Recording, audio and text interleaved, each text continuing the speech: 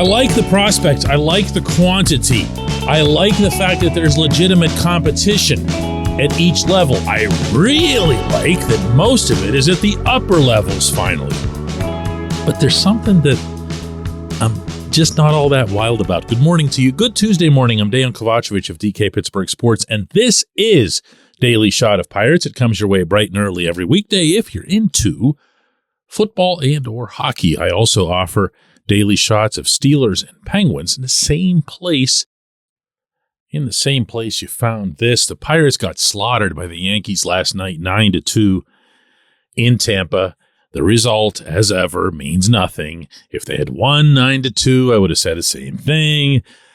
That obligatory disclaimer out of the way, what does matter is that Luis Ortiz started, and he was 5 runs on 7 hits and a walk, just 1 strikeout, just 1 inning. I probably should have mentioned first, 45 pitches, 24 strikes.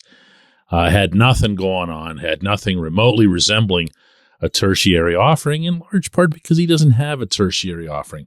What he does have is an absolutely electric fastball, but he needs to become a more complete pitcher. He needs to become a pitcher, period.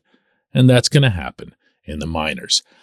My own feeling regarding Ortiz is that he is the best pitching prospect this organization has. Why? Well, regardless of how other people do their rankings, I prefer to do them by ceiling. To me, Ortiz has a ceiling that none of the other guys, Quinn Priester, Mike Burrows, any of those guys have. He can be something out of this world. He just kind of needs to get it all together. And if I have any issue at all with this system, it's that there's not a whole lot of out of this world that's available. Ortiz, he can be that. O'Neal Cruz was that. Cruz, of course, having been acquired by the Neil Huntington administration. And the rest of this group, you can go 1 through whatever, and you're not going to find somebody where you say, there's just a superstar in the waiting. Maybe Andy Rodriguez with the way he hit last year, although he also had a .367 batting average on balls in play. And without getting into too much depth on the advanced stuff, basically that means that a lot of his hitting, a lot of his results were good fortune. It managed to find holes. And while the overall performance was real, that's due for a little bit of a comeback as opposed to rocketing off to the next level. And I'm not an idiot here. I know that superstars are rare. It's not something that every team has floating around in their system. But then the Pirates are in a different position because they do pick very early, if not first, in every draft.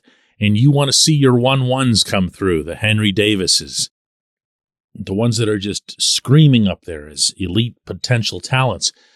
You want to see them become, elite in the majors. And here's what I've got, because some of this is going to start sounding unfair. Anytime you dump on prospects, or even this, which isn't dumping at all, it's just expressing a skepticism that they're going to be special. I didn't just now, in the few days that I spent in Florida, come across either anything visually, or more important, because visually was a small sample size, anything that I'd heard from anybody else within the organization where they'd say, oh, yeah, these guys are going to be, whoa, this group is something special. There just isn't that. There isn't that. There isn't that one individual down there right now who is rising above to some meteoric, stratospheric place where you say to yourself, they have to bring that kid up as soon as possible. There's no one like that. No one. So when I'd mentioned to you on this program several weeks ago that one of the things that I was looking forward to the most in spring training is having someone of that ilk force Ben Cherington's hand into an uncomfortable position, somebody who would just hit the cover off the ball or strike everybody out or whatever. That hasn't come close to materializing. The hitters that have done the best so far have been like the Drew, Maggie, and whatever's, okay, NRIs, non-roster invitees. It hasn't been the prospects doing it. And while that's an infinitesimal example to give regarding anyone, especially someone who's younger, it's not like you're going to see some kind of big push, I don't think either, in the early part of the actual Major League season. Are we really sold on the idea that either Endy Rodriguez or Henry Davis will be up in the early stages of the season, meaning after the Super 2 stuff is out of the way? Are we really sold on the idea that Priester or Burrows would be up from Indianapolis and force that big collision in the Major League rotation? I'm not. I watched Priester pitch the other night in Sarasota, and I came away with blah. I didn't see much of anything. I didn't see stuff. I didn't see command. I saw him leaning way too much on curveballs. That's going to get you annihilated in the majors. And I'm not really sure who else we'd be throwing into that mix. Leo Verpagero is another one. People were talking about him as recently as a year or two ago as, wow, how are you going to find space for him and O'Neal Cruz or him and Nick Gonzalez at second base? And now you don't even look at Gonzalez and say to yourself, that he's some kind of certainty in Pittsburgh. Look, I'm not new here, okay? I know this is an unpleasant topic. People love to have their hope. Fans are fans because they have hope. And the worst thing you can ever do is give anybody any kind of dose of realism as it relates to prospects. It's like trying to yank away their fan card or something. And I'm not here to tell you that these guys will never be anything. That would be silly. There's an awful lot of them, and they're going to be something. I'm going to reiterate here because I know this whole episode is going to get misinterpreted or misunderstood. Number one, there are prospects. There is a quantity of them. And out of that group, you're going to see more depth and more competition.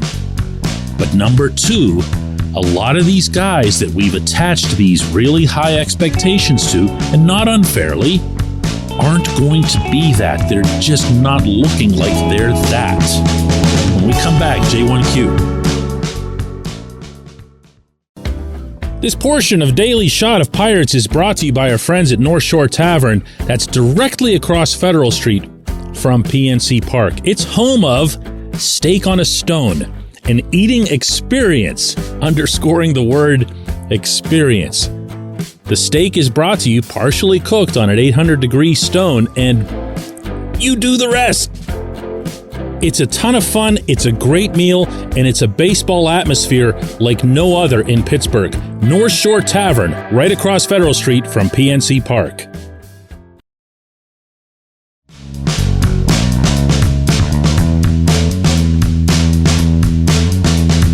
Today's J1Q comes from Phil, who says, hey, DK, you reported to us toward the end of last season that we should expect another punt year in 23. Bob Nutting's good mood and the competition talk among the players sounds nice, but do you still feel this will be a punt season, as in when the aging veterans go down to injury, that we'll see the second, third, fourth, etc. coming of Josh Van Meter? Or does it seem now that your punt source was misinformed and the competitive atmosphere will extend to the front office as well? I'm going to try to give this to you as real as I possibly can without necessarily naming names. Okay? You ready? The punt source, as you describe him, was the very bleeping top of the organization. And the punt source was more than one person at the very bleeping top of the organization. Okay? Take that where you will. I am not worried about the sourcing on this. This was in the first month after the season. This was what I heard. Now, did those same people change their minds at least about the public approach to all of this? That's possible. I haven't heard that explicitly, but that's possible. In fact, I found it kind of striking, to be honest with you, that only about a week after Andrew McCutchen was signed to come back, everyone suddenly from 115 Federal began talking about it's time to win. It's time to do this. This is the time. You've heard all these phrases from them. Go back to the pre-Kutch era and see if you can find a single person associated with the franchise, even peripherally, saying anything of the kind. Wait. Go back and see if you can find them even speaking publicly, because you couldn't. Do you remember this? This was actually quite the subject at the time, including on this show. What happened? What changed? I don't know. Did they not like the punt label?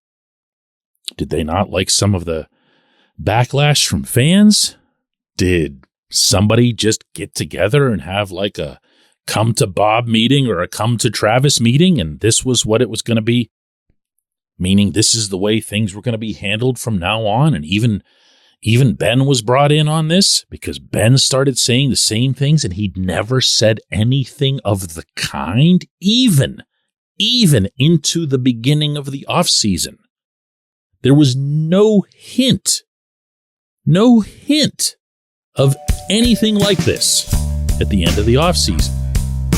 So I'm going to ask you, do you think that the source or the sources were wrong, or do you think that something changed? Come on, man. I appreciate the question. I appreciate everybody listening to Daily Shot of Pirates. We'll do another one of these tomorrow.